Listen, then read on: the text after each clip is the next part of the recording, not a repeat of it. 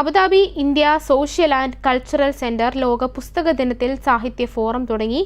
ISC pages and voices എന്ന പേരിലാണിത്. വായന, എഴുത്ത്, മറ്റ് സാഹിത്യ പ്രവർത്തനങ്ങൾ എന്നിവ പ്രോത്സാഹിപ്പിക്കുക എന്ന ലക്ഷ്യത്തോടെയാണ് ഈ വേദി രൂപീകരിച്ചത്.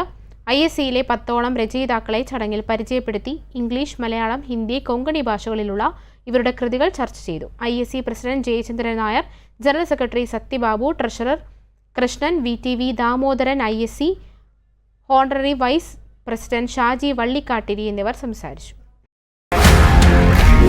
One anchor every week, 20 years, 1,000 episodes on one TV channel. Middle East this week, an Elvis Chumar TV show. Exclusively on Jai Hind TV. Stay tuned for the 1,000 countdown.